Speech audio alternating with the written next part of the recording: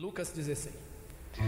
És o orvalho que nutre uma rosa, és a rosa que enfeita o jardim, és jardim que ornamenta as campinas, és o canto radioso e sem fim, és o raio de luz dentre as sombras, és a alfombra suave e fiel, és o manto azulado do espaço, és o braço que me une ao céu, és o sonho ideal da poesia que irradia na rima do verso, na candura do meu dia a dia, o segredo total do universo.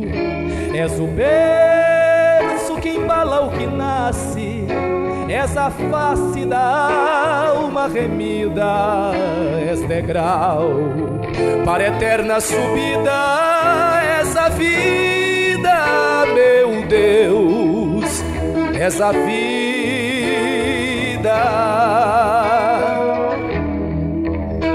És a ponte que jaz sobre o abismo, és a fonte dos mananciais, és o doce barulho das águas num deserto, és recanto de paz. Tu que reinas acima da morte, és o forte que sustenta a cruz, és o norte que orienta o filho, és o brilho no olhar de Jesus, és o sonho ideal da poesia que irradia na rima do verso, na candura do meu dia a dia, o segredo total do universo. És o berço que embala o que nasce, és a face da alma remida, és degrau na eterna subida, és a vida, meu Deus, és a vida.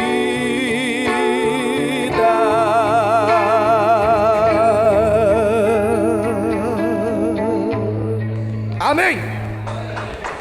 Lucas capítulo de número 16. Isto é pura poesia, né? Uma das partes que mais me toca é: tu reinas acima da morte, e tu és o forte que sustenta a cruz. Eita! Sansão carregou nas costas as portas de Gaza. Dizem os historiadores que pesavam 1,5 toneladas. Sansão, para escarnecer dos inimigos, aquilo era uma desonra nacional, era como rasgar a bandeira. Porta era símbolo de soberania.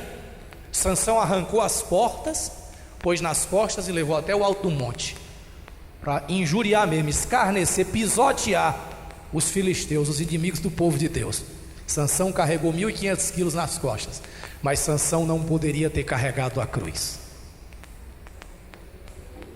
Nem todos, nem aqueles anjos que rolaram a pedra de mais de 1 tonelada da porta do túmulo de Jesus poderia ter carregado a cruz. E quando eu falo de cruz, eu tenho uma pregação sobre isso e ainda vamos falar aqui. Não falo da cruz material. A cruz material é provável que alguns dos irmãos, o Ednei, levasse com muita facilidade, por exemplo. Então é provável que a cruz material muitos levassem com facilidade. Mas quando falamos da cruz, Jesus carregou mais do que uma cruz material. A que mais pesou não foi a material, foi a cruz espiritual, foi a cruz dos nossos pecados. Aquela foi a mais pesada. E aquela cruz material qualquer um poderia ter levado, mas a cruz espiritual da redenção, só Jesus Cristo e somente Ele foi capaz de carregá-la. Bendito seja o Senhor por isso. Então Ele é o forte que sustenta a cruz. Oh, coisa linda, meu Deus, meu Deus. Às vezes quando estou em sepultamentos, quando estou oficiando serviços fúnebres, eu penso muito nisso. A morte, diz a Bíblia, que é o último inimigo a ser vencido. O último inimigo a ser vencido é a morte. Já levou pessoas que nós amávamos muito, continuará a levar. E provavelmente, se não alcançarmos o arrebatamento, ela baterá à nossa porta um dia. E aí nós podemos olhar para a cara feia dela, até com um sorriso de desdém, e dizer: Jesus Cristo já te venceu, Ele reina acima da morte, Ele é o forte que sustenta a cruz. Oh, glórias ao nome de Jesus, aleluia, oh, bendito seja Deus. O Evangelho é de fato o cumprimento de todas as esperanças, a perfeição de toda a filosofia, a interpretação de todos os mistérios e a chave para toda a sabedoria. Então glória a Deus pelo Evangelho, que dá sentido a nós e que nos confere força para o embate da vida do dia a dia, e nos dá esse dinamismo, essa altivez, esta soberania sobre a própria morte, que é o que é de mais temido por todos os seres humanos. Cantamos aqui, não é? Tanto a respeito da vitória sobre a morte. Glória a Deus por isso. Mas não é sobre isso que nós vamos pregar, pessoal, embora o tema hoje também entre morte. E aí já fica assim meio propedêutico, já fica assim meio preliminar essas nossas palavras. A partir do versículo 19, por favor. Capítulo 16, a partir do verso 19. Quantos encontraram, digam amém. Oh glória. Ora, havia certo homem rico que se vestia de púrpura e de linho finíssimo, e que todos os dias se regalava esplendidamente.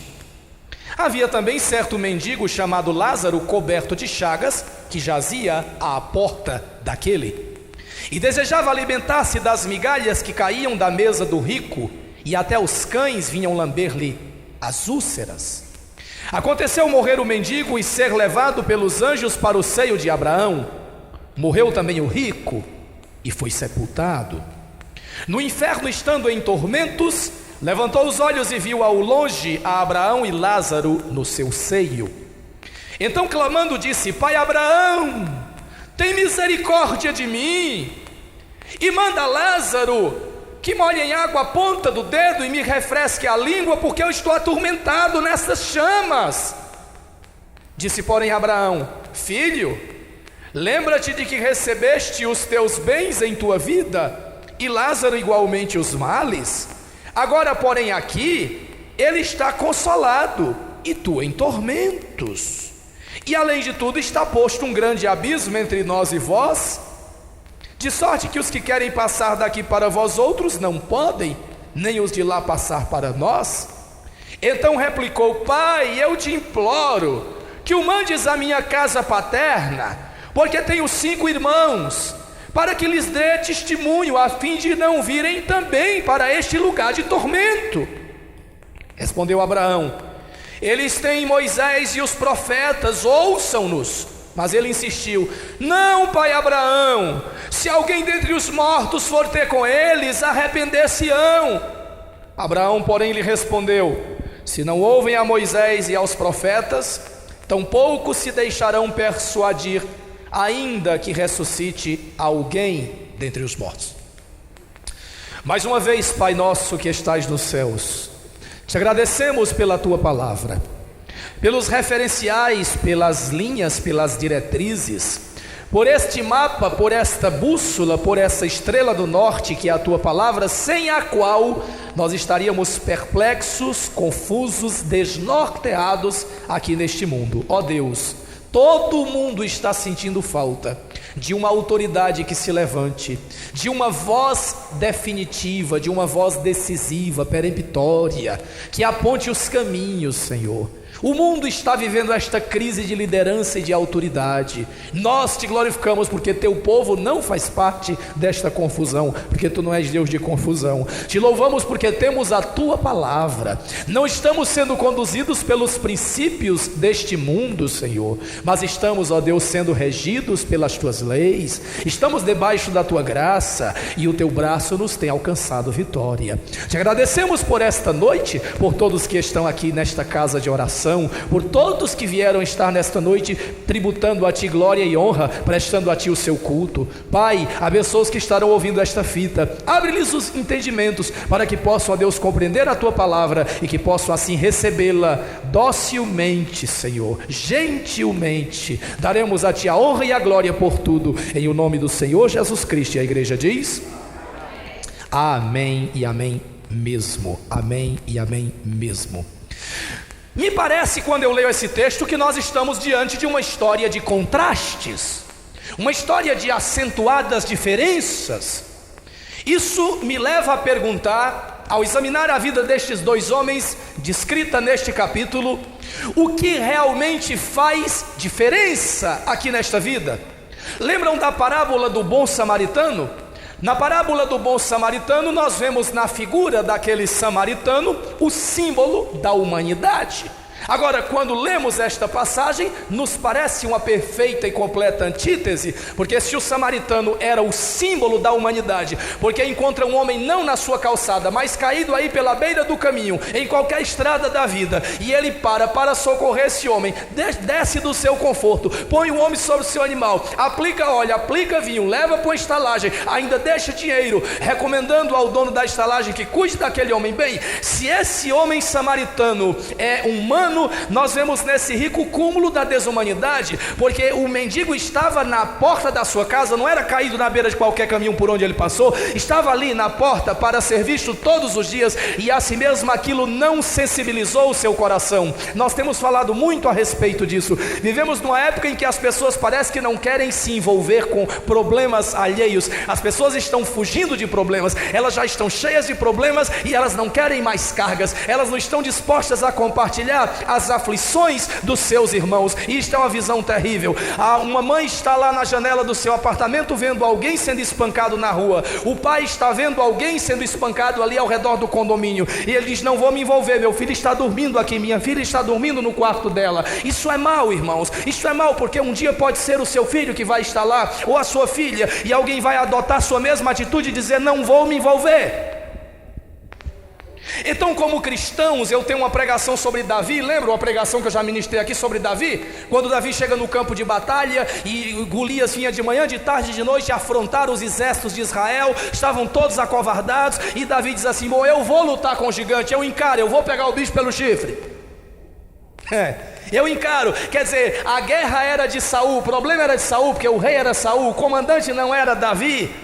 Os irmãos dele que estavam alistados no exército, a responsabilidade deveriam ser dos irmãos dele, ou a responsabilidade deveria ser de Jonatas ou de algum filho de Saul, nunca do Davizinho. Mas Davizinho chega lá, vê o problema e diz: eu vou me envolver, eu vou comprar esta briga, eu vou assumir essa guerra, não é minha, mas eu vou entrar junto. Bendito seja Deus quando nós encontramos na vida gente assim, gente que se compadece, gente que se importa, gente que diz: olha, essa briga não é só sua, eu estou junto, nós estamos juntos, nós vamos sofrer juntos, chorar juntos, comemorar a vitória juntos, nós vamos sorrir juntos, mas nós estaremos aqui unidos. Eu oro para que Deus nos traga pessoas assim, não é? Pessoas assim, pessoas que vêm à igreja nunca perguntando o que é que eu vou receber dessa igreja, mas o que é que eu posso fazer por essa igreja, como é que eu posso ser útil aqui no reino de Deus. Essa deve ser a visão. Então, o que aprendemos basicamente ou preliminarmente nisto que nós acabamos de ler, na história destes dois homens, destinos diferentes, vidas diferentes, aspirações diferentes, condições diferentes, caráter diferente, cultura diferente, condição social diferente. Então, repito, é a história do contraste. Toda condição humana cá neste mundo passa. O que é realmente sucesso? Queremos falar sobre isso? A primeira coisa que deveria chamar a nossa atenção no texto que nós acabamos de ler é o efeito que as coisas desta vida podem exercer sobre o caráter humano. O efeito que as coisas desta vida podem exercer sobre o caráter humano. Eu não quero aqui defender uma filosofia existencialista, nem tampouco uma filosofia estruturalista. Eu gostaria que nos colocássemos aqui no meio termo e disséssemos assim: bom, não vamos dizer que o homem é só produto do meio em que ele vive, porque não é verdade. Aí entra um pouquinho de voluntarismo nisso, não é? Não é verdade que o homem é só um produto do meio em que vive, mas também não é verdade que o meio não seja influenciado pelo ser humano. Então há toda uma inter-relação, uma interação muito grande entre o ser humano e o ambiente, entre o pecado existencial, o pecado pessoal, o pecado como uma opção individual e o pecado estrutural, sistêmico, como existe no mundo.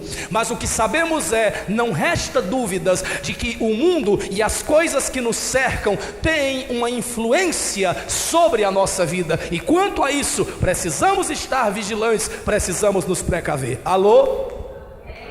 As ideias que existem no mundo, os conceitos que existem no mundo, as mensagens que ouvimos todos os dias, até os bens que nós temos neste mundo, podem de certa forma influenciar positiva ou negativamente o nosso caráter, se ele não estiver formado, se ele não estiver vitalizado, se ele não estiver orientado, se ele não estiver moldado de acordo com os princípios da palavra de Deus. Alô? Quantas vezes riquezas e luxúrias estão afastando homens de Deus e dos verdadeiros valores? Estamos acostumados a ver isso. Pessoas se transformam subitamente. Todos nós tínhamos uma história para contar de alguém que era uma pessoa humilde, comprometida e gente boa e muito humana, mas de repente ganhou um prêmio na loteria, ou subiu na vida, arrumou um bom emprego, ou se mudou de uma cidade para outra, ou saiu de uma casa muito pobre e foi morar num palácio, ou adquiriu um carro novo e só por causa disso mudou. Isto é impressionante, mas mudou. Eu às vezes comentava muito com minha esposa, o período que nós moramos nos Estados Unidos, 7 anos que passamos lá, eu conversava muito. Eu digo, meu Deus, os brasileiros saem do Brasil, quando chegam aqui eles mudam tudo. Como eles mudam, meu Deus, como eles ficam diferentes. Chegam, compram, arrumam um apartamento, alugam, montam logo, mobiliam todo dentro de 3, 4 meses, compram um carro 0 quilômetros, estão ganhando um bom dinheiro por semana, aí mudam. Agora os referenciais, os valores, parece que tudo se altera. Eu digo, meu Deus, o que é isso? Essas pessoas tiveram alguma vez um caráter formado na palavra? Quais são os princípios dessas pessoas? Porque elas chegam lá e está escrito lá no dólar, in God we trust. Nós confiamos em Deus, está escrito no dólar. E elas chegam lá com essa máxima, in God we trust. Só que daqui a pouco elas estão dizendo, in gold we trust.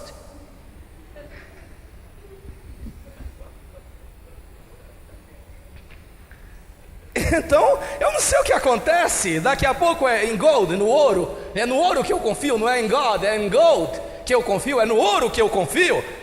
Eu vejo o brasileiro chegar nos Estados Unidos e até 6 meses eles dão dólar, glória, glória, glória. Pô, é dólar, dólar, dólar, dólar. É incrível, meus irmãos, é impressionante. Olha, é impressionante.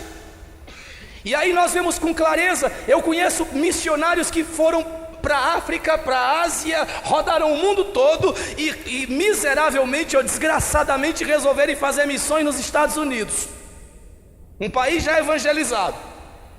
E quando chegaram nos Estados Unidos, perderam algo, perderam os referenciais, acabou a missão. Chega nos Estados Unidos, acabou a missão agora é ganhar dólar. Meu Deus, meu Deus. Então eu sempre digo, na época lá de Moisés e de Arão, o grande pecado foi que, nós temos uma mensagem sobre aquilo que nós falamos, o grande pecado do povo de Israel, enquanto Moisés estava lá no alto recebendo a lei das mãos de Deus, o povo estava lá embaixo adorando o bezerro de ouro. Mas nós, graças a Deus, já abrimos mão desta vã idolatria. Ninguém adora mais bezerro de ouro, se adora o ouro do bezerro. Misericórdia, aleluia, aleluia. Misericórdia para quem está adorando o ouro do bezerro. Adoramos a Deus, glorificado seja o nome do Senhor, aleluia. Então o que é que nós percebemos? É que muitas vezes as riquezas afastam os homens de Deus e dos verdadeiros valores. O rico desta história, seja parábola ou não, não vou entrar neste mérito se é parábola ou não. Mas o rico não estava nem um pouco preocupado com o bem-estar dos outros. Ele estava cheio de egoísmo, fechado em si mesmo. E quantas vezes nós temos pessoas carentes ao nosso redor, às portas da nossa vida, e nós estamos fechados? Nós temos em nossas igrejas esse projeto da Cesta do Amor. E eu acho bonito quando as pessoas vêm. Hoje minha sogra trouxe um saquinho de compras. Olha, tem tanta coisa lá em casa que eu não vou nem consumir. Eu fiz um saquinho de compras e eu trouxe e coloquei ali na Cesta do Amor.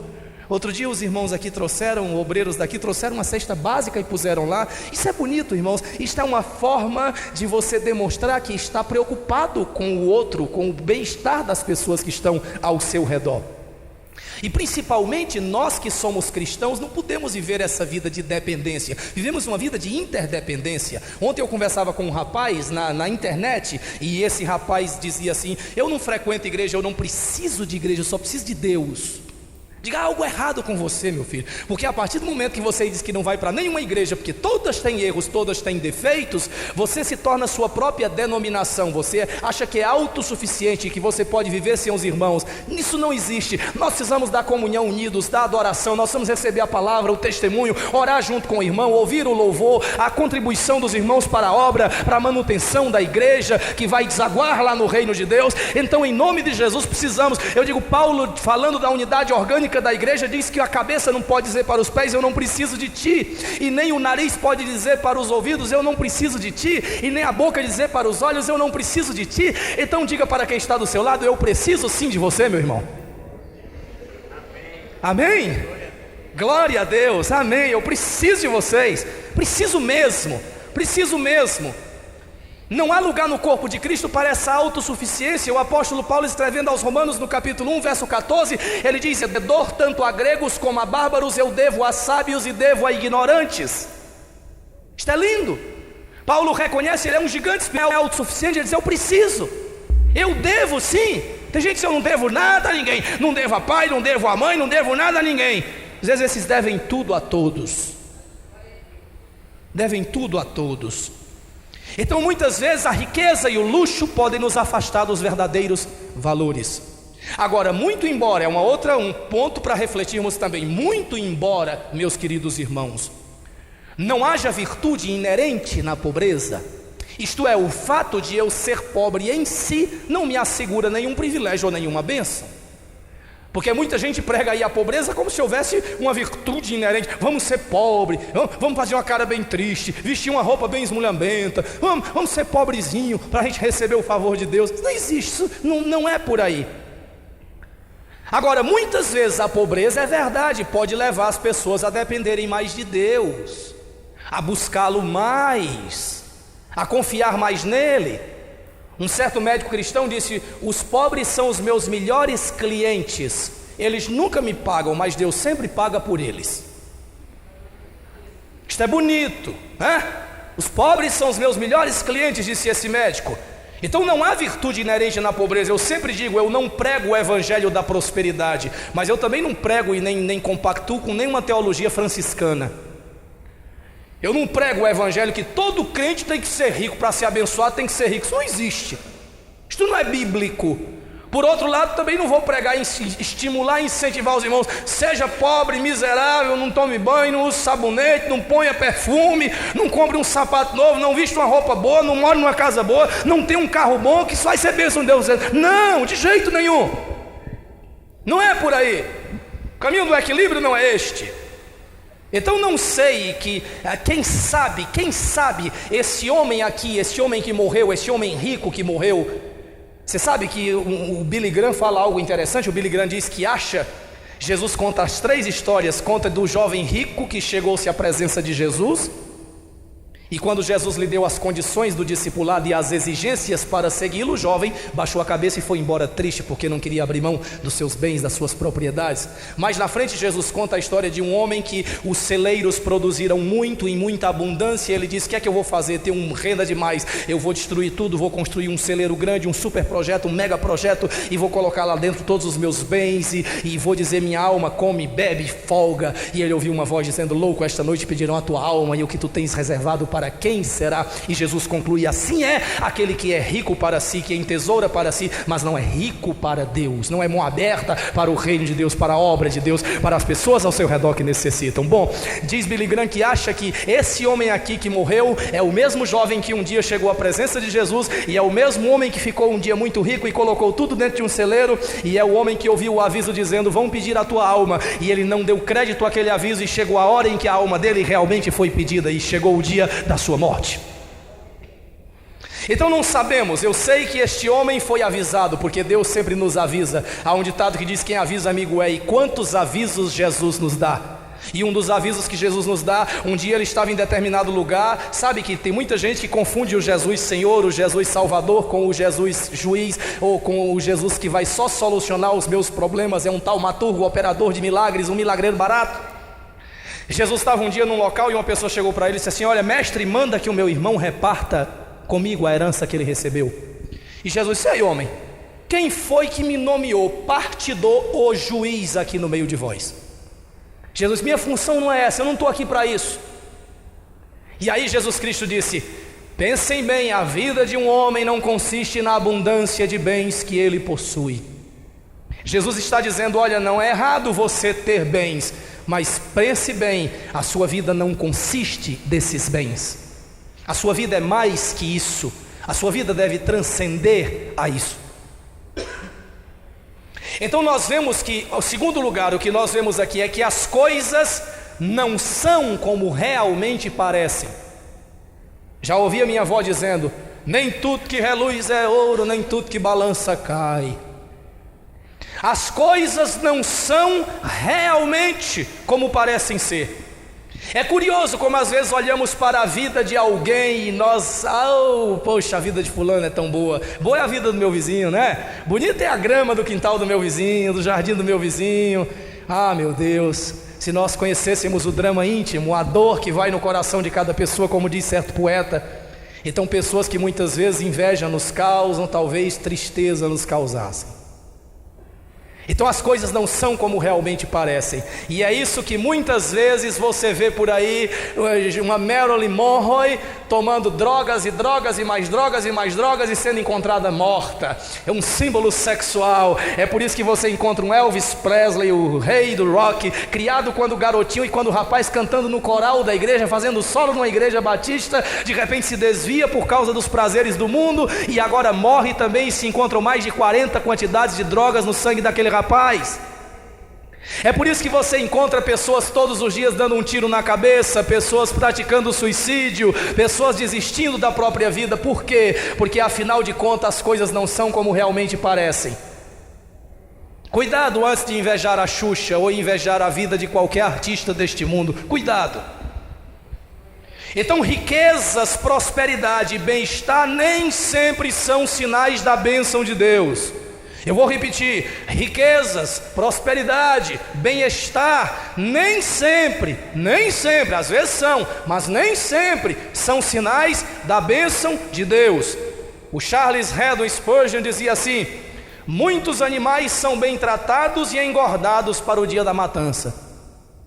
Os dias que precedem o Thanksgiving Day nos Estados Unidos, o dia de ações de graça, ou os dias que precedem o Natal, mas é dia que os perus ficam felizes, né? Nós nunca comemos tanto na vida.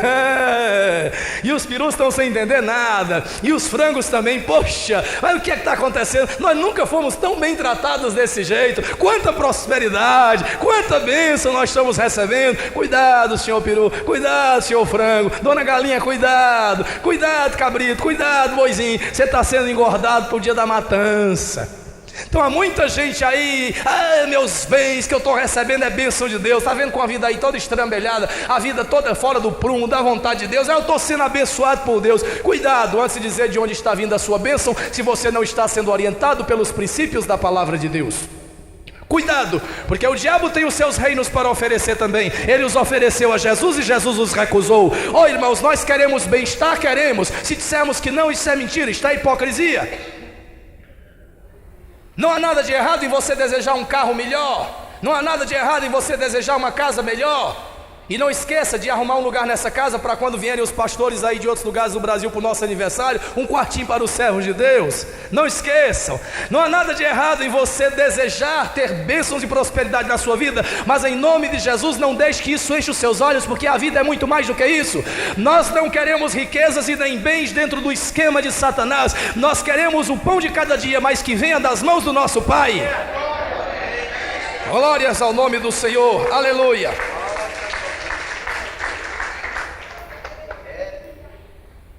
E ninguém se engane. Alguém disse que com dinheiro se compra muita coisa, mas não se compra o que é essencial na vida, né? Já ouviram essa? É conhecida. Com dinheiro se compra comida, mas não se compra apetite. Compra remédio, mas não compra saúde. Compra fama, mas não compra o verdadeiro sucesso. Compra até conhecidos, mas não amigos leais. Com dinheiro você consegue criados, mas não servidores fiéis. Com dinheiro você pode conseguir momentos de alegria, e o mundo lhe oferece isso, mas não a verdadeira felicidade. Com dinheiro você pode até comprar um serviço religioso ou um caixão acolchoado, como outro dia se mostrou aí no jornal. Você pode comprar um caixão com direção hidráulica, com banco ajustável. Você pode comprar um caixão até com ar-condicionado. Mas filho, tu não compras uma gota do sangue de Jesus. Tu não compras vida eterna. Tu não compras 1 metro quadrado na Nova Jerusalém com os bens que tu tens nesta vida. Tu podes até viver nesta vida tendo 1 milhão, mas vai partir sem levar um tostão. Dinheiro não é exatamente o que compra a felicidade, e há muitas coisas que ele não pode fazer por nós. Não há felicidade sem finalidade. Diga para quem está do seu lado: não há felicidade sem finalidade. E a nossa finalidade tem que ser valores eternos. A nossa finalidade não pode ser investimentos nesta terra, porque o sábio mestre da Galileia nos preveniu e disse: cuidado, aqui ladrão escava e leva, cuidado, aqui dá ferrugem, cuidado, aqui tem traça, aqui tem gafanhoto, aqui acontece toda desgraça aqui embaixo, aqui o dólar oscila, nada é seguro aqui embaixo não. O James Goode, um multimilionário americano, na hora da morte diz: eu considero-me o homem mais miserável deste mundo. O Onassis se comprou ilhas e comprou joalherias para dar para Jacqueline Kennedy, depois que casou com ela. Diz que na hora da morte Onassis assinou um cheque em branco e disse para a equipe médica melhor do mundo: salvem minha vida, não importa quanto, mas salvem a minha vida. Ah, meus irmãos, esse homem se enganou tanto. Ele passou a vida inteira, parece que ensinaram a ele. Um dia desses nos Estados Unidos, na hora de uma formatura, um jovem chegou lá na frente, estava o prefeito, reitor da universidade, estavam todos os professores presentes, os pais estavam lá para a festa de formatura. O rapaz chegou para receber o canudo de papel dele, estava lá a imprensa, e ele, quando pegou aquele diploma, rasgou na frente de todo mundo e disse: olha, aqui nessa faculdade me ensinaram como ganhar a vida, mas ninguém me ensinou como viver a vida. Jesus nos ensina isso, como viver a vida, como buscar o que realmente faz sentido e dá sentido para a nossa vida, como não nos deixar envolver por esse sistema de coisas que está arrastando as pessoas como um rodo. Esse rico da parábola ou da história real, não sei, parece que ensinaram esse rapaz, era bem treinado, ensinaram esse rapaz como ganhar a vida, e ele ganhava bem, ele sabia como ganhar a vida.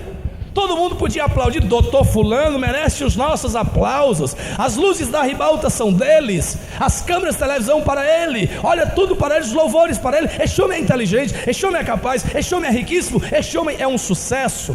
Aí de repente, o que acontece? De repente, chega a morte. E a morte é a experiência mais democrática da vida. A morte é a experiência mais democrática da vida. A morte, disse alguém, é o sinal de igualdade da equação da vida. A morte chegou, ela chegará, disso pode ter certeza. E ela chegou para o pobre, mas chegou para o rico. É a morte que tira o pobre dos seus trajes andrajosos, rasgados, sujos, mas que também vem despindo o rico dos seus trajes de linho finíssimo, púrpura escarlate. É a morte que entra lá no barracão da favela, mas vai até a mansão do milionário. É a morte que leva a plebe, o inculto, o indouto, e é a morte que bate na porta do intelectual, do doutor, do PhD. É a morte. É a morte que chega para todas as pessoas. E a morte chegou tirando o rico dos seus prazeres, e chegou tirando o pobre das suas misérias. Mas no final das contas, acreditem, creiam, irmãos, não se sabe, ou ninguém sabia ali, hoje nós já sabemos quem realmente era o rico e quem era o pobre, porque as coisas, repito, não são como parecem. Quem realmente deveria ser invejado? Se não conhecêssemos o final deste texto, Seria para nós fácil a conclusão: ora, quem deve ser invejado é o rico, que todos os dias se regalava esplendidamente, comia bem, se vestia bem, farreava, festa, tal. O pobre não. Quem é que vai invejar a vida de um leproso, de um homem cheio de feridas, que está ali, os cães estão lambendo as úlceras? Quem pode invejar a vida deste homem? Ora, sucesso é o que está dentro do palácio, e não o que está caído à porta do palácio. Esta seria a ordem natural das coisas na visão humana, na visão sem Deus. Mas de repente, quando a morte chega, diz a Bíblia que o mendigo, quando morre, é levado por anjos. Quanto ao rico, não se fala que anjos o levaram, diz que ele foi simplesmente sepultado. Ganhou um serviço fúnebre de primeira categoria. Deveriam estar as autoridades presentes e as pessoas estarem lá elogiando o rico, a boa vida que ele levou, e ninguém se lembrou do pobre. Alguém o lançou lá em qualquer vala comum para indigentes. Ah, irmãos, mas depois da morte, diz a Bíblia, vem o juízo. Depois da morte vem o juízo, e o juízo foi terrível para a vida daquele homem rico. Morreram mesmo. Eu li outro dia no livro, um livro que tem me edificado. Vocês deveriam comprar os livros do escritor Roberto Mendonça. Vocês deveriam comprar o livro dele. Nós temos aqui na igreja. São edificantes, porque ele faz uma coletânea. Ele pega dados e pensamentos de tantos escritores e tantos estudiosos ao redor do mundo. Tem tudo ali no livro dele. É um escritor aqui da nossa igreja, para alegria e honra nossa. E se comenta o que já sabíamos até, que o povo lá da Groenlândia tinha o estranho costume, o estranho hábito de que quando uma criança na Groenlândia morria, eles colocavam enterrado, ou junto com a criança punham um cachorro, um cão. Diz que era para que esse cachorro guiasse a criança lá no mundo do além, nas florestas do além. Algumas tribos indígenas no mundo todo, quando um guerreiro morre ou quando alguém da tribo morre, eles põem ali alimentos ou põem ali armas, e diz que essas armas o guerreiro vai precisar lá na outra vida, e eles enterram junto com as armas. Lembrem que alguns grupos egípcios, quando uma pessoa importante morria no Egito, era um terror, porque às vezes quando morria um faraó, tinham que levar aqueles servos mais fiéis que estavam ao redor do faraó. Bom, o faraó morreu, você vai ser enterrado junto com ele, porque o faraó vai precisar de gente lá para servi-lo. Terrível, não era trabalhar para um faraó. E os servos tinham que ser muito fiéis e não podiam fazer nenhum complô para matar o faraó, porque sabiam que se o faraó morresse, eles iam também lá para a tumba junto para servir o faraó no além. Os gregos, os egípcios punham mapa também. Eles colocavam um mapa das regiões do além para o defunto, o espírito se guiar quando partisse dessa vida. Enterra ele com mapa, que quando ele chegar lá ele vai precisar deste mapa. Os gregos pensavam diferente dos groenlandes, dos indígenas, dos egípcios. Os gregos diziam: olha, nós temos aí o Caronte, que é o barqueiro da morte, e ele tem que cruzar um rio e tem que pagar o Caronte. Então quando morria alguém, colocava uma moedona na boca do defunto. Oh meu Deus, se esse costume pega aqui, hein? Então colocavam uma moeda na boca do defunto. Só que aqui no Brasil o defunto não ficaria muito tempo enterrado, né? Não ficaria muito tempo enterrado. Aí de repente os gregos colocavam lá a moedinha na boca, para o rapaz pagar a passagem ao barqueiro da morte, a Caronte. E sabe outra coisa curiosa? A mitologia grega é fascinante. Nós podemos estabelecer paralelos interessantes com o cristianismo e com o que ensina a Bíblia. Eles colocavam entre este mundo e os chamados Campos Elíseos, eles punham um rio, e este rio era Lete, que era chamado Rio do Esquecimento. Porque os gregos e filósofos imaginavam, os filósofos religiosos gregos imaginavam que a memória e que as lembranças desta vida poderiam ser uma fonte de tormento e de dor no além. Então eles, entre este mundo e o Campos Elíseos, que tinha-se que passar quando morresse na mitologia, eles punham o rio Lete, que era o rio do esquecimento. Eu quero glorificar a Deus nesta noite, porque nós não precisamos de uma moeda na boca para pagar a Caronte. Eu quero louvar a Deus, porque nesta noite nós não precisamos absolutamente do mitológico rio Lete para apagar as recordações da vida passada. Sabe por quê que nós não precisamos do Lete do lado de lá? Porque nós temos o Calvário do lado de cá. Oh, glorificado seja Deus. Nós não precisamos do rio Lete do lado de lá, porque nós temos o Calvário do lado de cá. E é no Calvário que os nossos pecados foram purificados para sempre. E é no Calvário que Jesus Cristo disse: está consumado. E foi ali no Calvário que ele disse a um ladrão arrependido: hoje mesmo tu estarás comigo no paraíso. Glórias a Deus por esta certeza, por estas verdades, por este privilégio, por esta graça que temos recebido na pessoa bendita de Jesus Cristo nosso Senhor. Quem pode dizer amém? Oh glória, oh glorificado seja Deus. E aí diz a Bíblia Sagrada que a morte veio para todos. E logo começou a diferença. O rico está cercado de amigos, mas só o cadáver, o defunto. Belo sepultamento. O pobre Lázaro não tem ninguém, nem importa, está cercado de anjos. Oh, glória a Deus, está cercado de anjos. Bendito seja Deus por isso. Agora me diga aí, senhoras e senhores, quem realmente deve ser invejado? Quem realmente é o ideal de sucesso? Glórias ao nome do Senhor. As diferenças se acentuam depois. Sabe por quê? Porque agora, aqui, é Lázaro que pede esmola, é Lázaro que é pobre. Lá, é o rico que pede esmola, é lá o rico que é pobre. O rico está pedindo uma mísera esmola. Ele quer que Lázaro molhe só a ponta do dedo em água e ponha na sua língua para refrescar. Ele está atormentado. E esta é a triste realidade, meus irmãos. É terrível ver pessoas partirem desta vida sem Jesus, porque nós sabemos que a morte não é o fim, não é a última parada. A última parada não é o caixão, não é o buraco, não é a sepultura. Há um juízo ali adiante. Agora Jesus Cristo disse em João 5,24: quem ouve a minha palavra e crê naquele que me enviou tem a vida eterna, e não entrará mais em juízo nem condenação, porque já passou da morte para a vida. Romanos 8,1, Paulo no mesmo espírito diz: agora pois já não há mais nenhuma condenação para aqueles que estão em Cristo Jesus, o nosso Senhor. Preste atenção, tem gente aí que pensando, eu vou morrer e vou ter descanso. Não, a morte para o ímpio não é descanso. A morte para o ímpio representa pesares e dores e males, milhares de vezes piores do que a vida desgraçada que ele vive aqui nesta terra. Isto é terrível, terrível. O Friedrich Nietzsche, eu te citei ele aqui. Eu gosto de citá-lo porque tem muita gente que toma Nietzsche como um ideal de vida.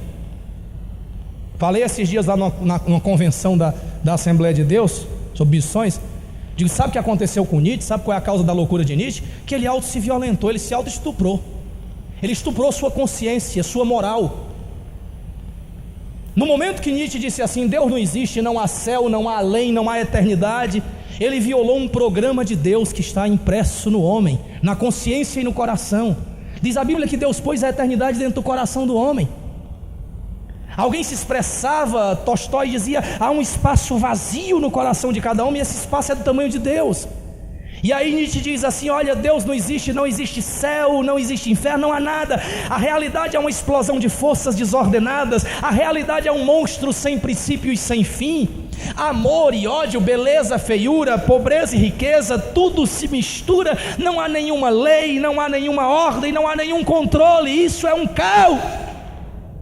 E aí Nietzsche acaba com o fracasso da sua alegre ciência e um certo desapontamento amoroso, juntando a sua incredulidade crônica que lhe fez muito mal. Nietzsche acabou mergulhando na noite escura da loucura. E este é o ideal dos ateus, é o homem que os ateus evocam, Nietzsche. Ao contrário disso, François Mauriac, romancista francês, diferente de Nietzsche, ele morre com 84 anos, não estava louco não. Sabe o que ele disse? Ele disse: eu creio hoje, como acreditava quando criança, que a vida tem sentido, tem direção, tem valor, que nenhum sofrimento foi em vão, que cada lágrima, cada gota de sangue teve a sua importância. E mais, minha inabalável expectação está na gloriosa promessa divina, contida em Isaías 46, versículo 4, aonde Deus promete: até a tua velhice, os teus cabelos brancos, eu te carregarei. Bendito seja Deus, bendito seja Deus. Que diferença, meus irmãos, se não temos valores que norteiam nossa vida, se confiamos só nos bens desta terra. Quem não lembra do existencialista Jean Paul Sartre? O Jean Paul Sartre é outro louco que diz assim: a vida não tem sentido, o mundo não tem sentido, a vida é um absurdo, a existência é um absurdo. E ele diz: não há saída para o dilema humano, e conclui dizendo: não há Deus. Vamos deixar Jean Paul Sartre lá, que é uma estrela assim de quinta grandeza, e vamos falar de uma de segunda, porque de primeira eu só ponho Jesus, Albert Einstein. Diferente de Jean Paul Sartre, que diz que a vida é um absurdo, que a existência é um absurdo, que tudo é um absurdo, Einstein disse assim: não creio que Deus tenha resolvido jogar dados com o mundo.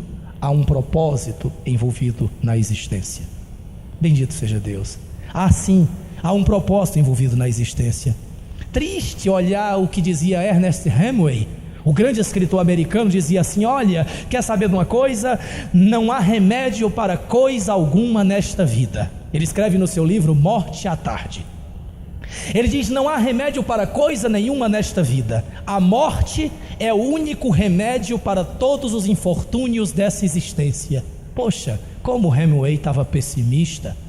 Eu queria apresentar Hemingway e dizer assim: Hemingway, eu queria lhe apresentar aqui o apóstolo Paulo. Ele não está morrendo desesperado como Nietzsche. Ele não está morrendo como Francis Newport, que abraçou o materialismo e no final da vida disse: eu passei a vida dizendo que não há céu, nem Deus, nem inferno, e agora eu sei que há Deus e que eu estou condenado e que eu vou para o inferno. E aí Francis Newport diz: quem me dera me deitar agora em cima de uma cama de fogo e passar 1000 anos ardendo, se eu pudesse conseguir tão somente o favor divino. Que desespero! Você não precisa se deitar numa cama de purgatório 1000 anos, não. Você só precisa hoje e agora dizer: Jesus, eu confio no teu sangue, eu confio no teu nome. Há poder no nome de Jesus, há graça em Jesus. Ele é o caminho e a verdade e a vida. Não há salvação em nenhum outro, porque abaixo do céu não há nenhum outro nome dado entre os homens pelo qual devamos ser salvos. Que diferença. Voltaire no final da vida diz assim: olha, eu vou morrer. Outro materialista, Voltaire, disse assim: daqui a 100 anos o mundo já terá abolido a ideia de Deus e não haverá mais nenhuma Bíblia no mundo. 100 anos depois, a Sociedade Bíblica comprou as oficinas onde ele fez essa declaração em Genebra e começaram a imprimir Bíblias. 100 anos depois da declaração, disse: não vai ter mais Bíblia, não vai ter mais Deus. O local onde ele pronunciou essas palavras foi usado para imprimir Bíblias para mandar para o mundo todo. E Voltaire, quando chega no final da sua vida, ele diz assim: eu vou morrer abandonado de Deus e abandonado dos homens. Eu queria chegar para ele assim e dizer: Voltaire, tão diferente o que Paulo disse. Timóteo, a minha cabeça vai já rolar. Timóteo, o verdugo, o carrasco está ali adiante. A hora da minha condenação está chegada. Minha sentença já foi promulgada. Olha, Timóteo, eu quero lhe dizer uma coisa: minha vida não foi moleza, não. Ei, Timóteo, foi naufrágio. Lutei com feras, levei muitas quarentenas de açoites, perigo da estrada, perigo no campo, perigo na cidade, perigo entre falsos irmãos. Timóteo, mas eu quero dizer uma coisa: não estou abandonado de Deus nem dos homens, não. Timóteo, eu combati o bom combate, completei a minha carreira e guardei a fé. Bendito seja Deus. É assim que os cristãos partem desta vida.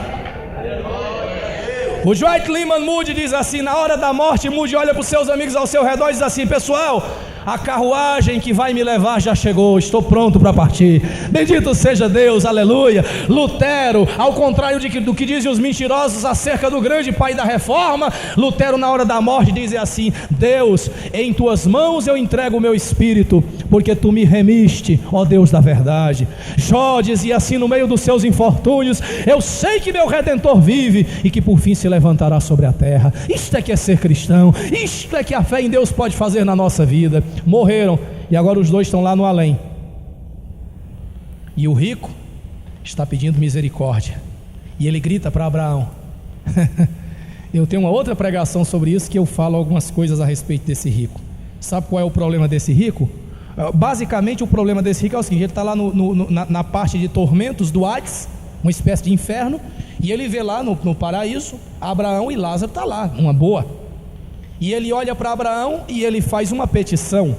E aí eu sempre digo: o problema de algumas pessoas é o mesmo problema daquele rico. O primeiro erro do rico: ele fez a petição para a pessoa errada. Ele fez a oração dele, a prece dele foi dirigida para a pessoa errada. Não tem que pedir reino do céu para Abraão, não, pessoal. Abraão não tem reino do céu para dar, não. Nem Moisés, e nem Maria, e nem Pedro, nem Joaquim, nem Manel. Não tem reino de Deus para dar, não. Jesus disse: vinde a mim, todos vós que estáis cansados e oprimidos, sobrecarregados, e eu vos aliviarei. Então ele faz a oração, em primeiro lugar, para a pessoa errada. Depois ele faz a oração no tempo errado, porque ele deveria ter se preocupado com essas coisas enquanto ele estava vivo. Depois ele faz a oração do lugar na posição errada, porque ele devia ter se preocupado com isso aqui na terra. Porque, meu filho, depois que parte desse mundo, está escrito em Eclesiastes 11:3: se a árvore cair para o norte ou para o sul, aí ficará. Se a árvore tombar para o norte ou para o sul, aí ela ficará. Ou seja, se você parte dessa vida já andando com Jesus, é para lá, para a casa do Pai que você vai. Agora, se aqui nessa vida você não quer a companhia de Deus, não quer a companhia de Jesus, não ama a casa de Jesus, a palavra de Jesus, meu filho, você está tombando para o lugar errado. Você vai se dar mal eternamente. E nenhum serviço religioso prestado aqui na terra poderá mudar o seu destino, porque a responsabilidade é pessoal e é sua. Há muita gente buscando a pessoa errada, no lugar errado e no tempo errado. Aí quando Abraão diz assim: ô meu filho, é o seguinte, eu não posso lhe ajudar não. Não posso lhe ajudar. Certa vez procuraram a Virgem Maria num casamento para ela fazer um milagre, e Maria falou a mesma coisa. Chegaram para ela e disseram: Maria, acabou o vinho, e agora? Mas o que é que vocês estão aqui falando comigo? Eu não faço milagre não. Foi isso que ela quis dizer. O que é que vocês estão aqui me procurando? Vocês acham que eu vou realizar milagre? Aí ela apontou assim o dedo e disse: olha, eu vou mostrar a vocês quem é que realiza milagre. Apontou o dedo para Jesus. Vou mostrar para vocês quem é que salva casamento. Apontou o dedo para Jesus. Vou mostrar para vocês a quem é que vocês devem. É para ele lá, não vem para mim não, vai para ele. Ele é o caminho e a verdade e a vida.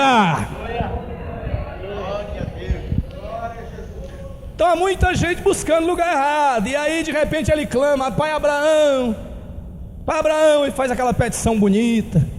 E ele se lembra dos irmãos dele que estão aqui na terra. Diz: ó Pai, por favor, eu tenho ainda muitos irmãos que estão vivendo como eu, desencaminhei muita gente. É o que ele está dizendo. Dei mau exemplo, não fui um bom referencial. Eles aprenderam comigo, estão vivendo como eu vivia. Ô Pai Abraão, manda que Lázaro vá lá, ou que ressuscite alguém dentre os mortos, para falar para os meus irmãos.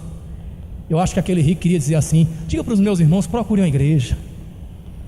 Diga para os meus irmãos que leiam as escrituras. Digam para os meus irmãos que não ponham a esperança deles nas coisas terrenas, porque é fracasso, é causa, é ruína. Diga para os meus irmãos que alertem, que se preocupem com o bem-estar dos outros, que pensem na vida futura, no além. Diga isso para os meus irmãos. Alguém acha que aquele inferno não foi só punitivo. Parece que alguma coisa aconteceu no coração daquele homem, porque ele está preocupado com os outros, ele nunca se preocupou em vida. Mas outras pessoas já dizem: bom, a preocupação dele não é se os irmãos iam ou não iam para o inferno, é que o inferno dele ia piorar quando os irmãos dele chegassem lá.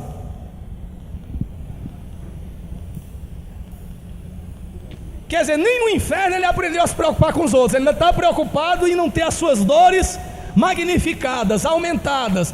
Diz: olha, como eu desencaminhei meus irmãos, quando eles chegarem aqui, o inferno vai ficar pior.